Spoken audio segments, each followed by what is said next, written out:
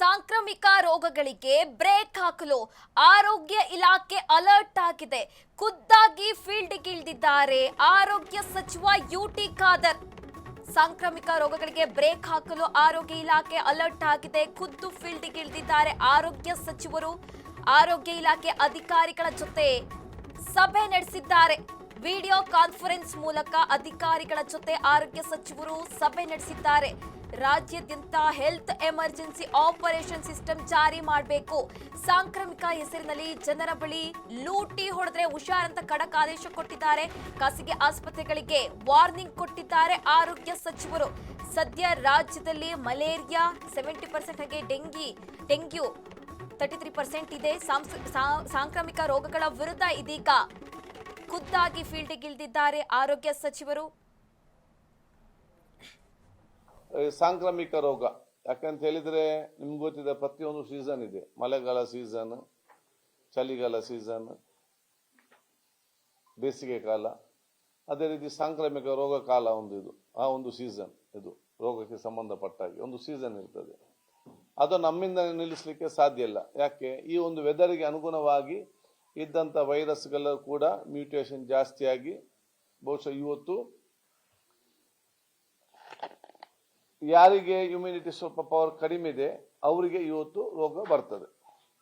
ಆದ ಕಾರಣ ಇವತ್ತು ಕೂಡ ಇಲ್ಲಿ ನೋಡುವಾಗ ನಮ್ಮ ಕಣ್ಣ ಮುಂದೆ ವೈರಸ್, ಸಾವಿರಾರು ವೈರಸ್ ಇರ್ತದೆ, ನಮಗೆ ಕಾಣುವುದಿಲ್ಲ. ಯಾರಿಗೆ ಇಮ್ಯುನಿಟಿ ಕಡಿಮೆ ಇರ್ತದೆ ಅವರಿಗೆ ಸಡನ್ ಆಗಿ ಅದು ಇವತ್ತು ಹಚ್ಚಿಕೊಂಡು ಅಲ್ಲಿ ಜ್ವರ ಎಲ್ಲ ಬರ್ತದೆ. ಆದ ಕಾರಣ ನಾವು ಯಾರು ಕೂಡ ಇಮ್ಯುನಿಟಿ ಕಡಿಮೆ ಆಗುವಂತಹ ಒಂದು ವಾತಾವರಣ ನಾವು ಇರಬಾರ್ದು.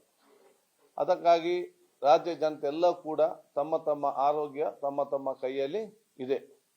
ರೋಗ ಬಂದರೆ ನಮಗೆ ತಿಳಿಸಿ, ರೋಗ ಬರದ ರೀತಿಯಲ್ಲಿ ಅವರವರ ಜವಾಬ್ದಾರಿಯನ್ನು ಅವರು ವಹಿಸ್ಕೊಳ್ಬೇಕು. ಇದಕ್ಕೇನಿದೆ, ಇದಕ್ಕೆ ಉಚಿತವಾದ 2 ಔಷಧ ನಮ್ಮ ಕೈಯಲ್ಲಿದೆ. ಉಚಿತವಾದ ಔಷಧವನ್ನು ನಾವೆಲ್ಲ ತಗೊಳ್ಳಿಕ್ಕೆ ನಮ್ಮ ಮನಸ್ಸನ್ನು ನಾವೆಲ್ಲರೂ ಕೂಡ ಜನಸಾಮಾನ್ಯರು ವಿಶೇಷವಾದ ಕಾಳಜಿಯನ್ನು ವಹಿಸ್ಕೊಳ್ಬೇಕು. ಉಚಿತವಾದ ಔಷಧ ದೇವರು ಯಾವುದು ಕೊಟ್ಟಿದ್ದಾರೆ ಅಂತ ಹೇಳಿದರೆ, ಒಂದು ಗಾಳಿ ಮತ್ತು ನೀರು.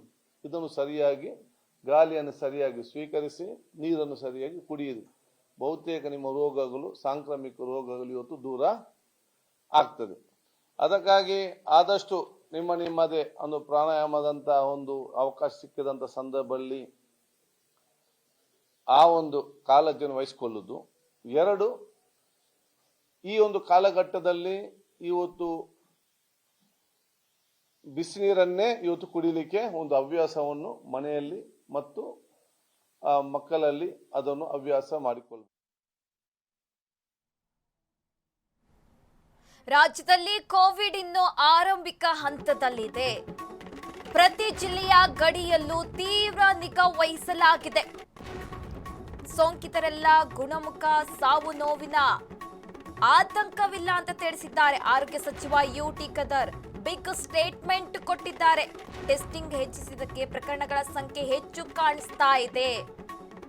ಎಲ್ಲರೂ ಗುಣಮುಖರಾಗ್ತಾ ಇದ್ದಾರೆ, ಡೆತ್ ರೇಟ್ ಇಲ್ಲ ಅಂತ ಯುಟಿ ಖಾದರ್ ಸ್ಟೇಟ್ಮೆಂಟ್ ಕೊಟ್ಟಿದ್ದಾರೆ. ಯಾವುದೇ ಔಷಧ ಕೊರತೆ ಎಲ್ಲಿಯೂ ಕೂಡ ಇಲ್ಲ. ಬೇಕಾದಂಥ ಔಷಧಗಳು ಎಲ್ಲರೂ ಕೂಡ DHO ನಮಗೆ ಹೇಳಿದ್ದಾರೆ. ಬೇಕಾದಂಥ ಔಷಧಗಳೆಲ್ಲ ಕೂಡ ಇದೆ. ಯಾವುದೇ ಔಷಧ ಕೊರತೆ ಎಲ್ಲಿಯೂ ಕೂಡ ಇಲ್ಲ. ಬೇಕಾದಂಥ ಔಷಧಗಳು ಎಲ್ಲರೂ ಕೂಡ DHO ನಮಗೆ ಹೇಳಿದ್ದಾರೆ. ಬೇಕಾದಂಥ ಔಷಧಗಳೆಲ್ಲ ಕೂಡ ಇದೆ. ಕೆಲವೊಂದು ಯಾವುದು ಇಲ್ಲ ಅಲ್ಲಿ ಅರ್ಜೆಂಟ್ ಆಗಿ ಅಲ್ಲಿ ತಗೊಳ್ಳಕ್ಕೆ ಹೇಳಿದ್ದೇವೆ. ಅಗತ್ಯ 1 ತಿಂಗಳಿಗೆ ಮುಟ್ಟಿಸುವಂಥ ಕೆಲಸ ಕೂಡ ನಾವು ಇವತ್ತು ಮಾಡ್ತೇವೆ. ಎಲ್ಲ ಕಡೆ ಲ್ಯಾಬ್ ಟೆಕ್ನಿಷಿಯನ್ ಬಹುತ್ ಎಲ್ಲ ಕಡೆ ಇದ್ದಾರೆ. ಇಲ್ಲದಿಗೂ ಕೂಡ ಎಲ್ಲಿ ಬಂದರೆ ಪಕ್ಕದವರು ಕೂಡ ಹಾಕುವಂಥ ಕೆಲಸ ಕೂಡ ಇವತ್ತು ಆಗ್ತದೆ. ಎಲ್ಲರಿಗೆ ಅಂಥದ್ದೇನ ಬಂದರೆ ತಾಲೂಕು ಮಟ್ಟದ, ಜಿಲ್ಲಾ ಮಟ್ಟದಲ್ಲಿ ನಾವು ವಿಶೇಷವಾದ ಆ ವಾರ್ಡನ್ನು ನಿಗಾವಹಿಸಿ ಇಟ್ಟುಕೊಂಡು ಅವರಿಗೆ ಉಚಿತವಾದ ಟ್ರೀಟ್ಮೆಂಟ್ ಕೂಡ ಇವತ್ತು ಇದೆ. ಅದಕ್ಕಾಗಿ ನಮಗೆ ಈಗ ಬೇಕಾದದ್ದು ಜನಸಾಮಾನ್ಯರ ಸಹಕಾರ. ಜನಸಾಮಾನ್ಯರ ಸಹಕಾರ ಇಲ್ಲದಿದ್ದಲ್ಲಿ ನಾವಿಲ್ಲಿ ಹೆಲ್ತ್ ಡಿಪಾರ್ಟ್ಮೆಂಟ್ ಕೂತ್ಕೊಂಡು ಏನೇ ಯೋಜನೆ ಹಾಕಿಕೊಂಡು ಕೂಡ ಏನೇ ಎಲ್ಲ ಸವಲತ್ತು ಮಾಡಿದ್ರು ಕೂಡ ಅದು ಸಂಪೂರ್ಣವಾಗಿ ಪ್ರಯೋಜನ ಆಗ್ತದೆ ಅಂತ ಹೇಳಲಿಕ್ಕೆ ಆಗುವುದಿಲ್ಲ. ಅದಕ್ಕೆ ಒಂದು ದಿನನಿತ್ಯ ಅವರ ಆಹಾರ ಪದ್ಧತಿಯಲ್ಲಿ ಬಹಳ ಜಾಗೃತೆಯಿಂದ ಇರಬೇಕು. 2ನೇದು, ಸ್ವಲ್ಪ ಮಟ್ಟಿನ ಜ್ವರ ಬಂದರೆ ಇದು ಆ ಜ್ವರ ಈ ಜ್ವರ ನನ್ನದೇ ಒಂದು ಲೆಕ್ಕಾಚಾರ ಇತ್ತು ಹಾಕಿಕೊಂಡು ಇನ್ನು ಗೂಗಲ್ ಡಾಕ್ಟರ್ ಎಲ್ಲ ಆಗುದು ನೋಡಿಕೊಂಡು ಇವರೇ ಮದ್ದು ತೆಗೊಳ್ಳುದು. ಲಾಸ್ಟ್ ಜ್ವರ ಜಾಸ್ತಿ ಆದಾಗ ಬಂದರೆ ಸಡನ್ ಆಗಿ ನಮಗೆ ನಿಭಾಯಿಸಲಿಕ್ಕೆ ಕೂಡ ಇರೋದು ಆಗುದಿಲ್ಲ. ಜ್ವರ ಬಂದ ತಕ್ಷಣ ಅದನ್ನು ಟೆಸ್ಟ್ ಮಾಡಿಕೊಳ್ಬೇಕು. ಅದೇ ಬೇಕಾದಂಥ ಚಿಕಿತ್ಸೆ ಕೊಂಡ್ರೆ ಬಹುತೇಕ ಎಲ್ಲ ರೋಗಗಳಲ್ಲಿ ನಾವು ಗುಣಮುಖರಾಗುವಂಥ ವಿಚಾರ ಖಂಡಿತವಾಗಿ ಇವತ್ತು ಆಗ್ತದೆ.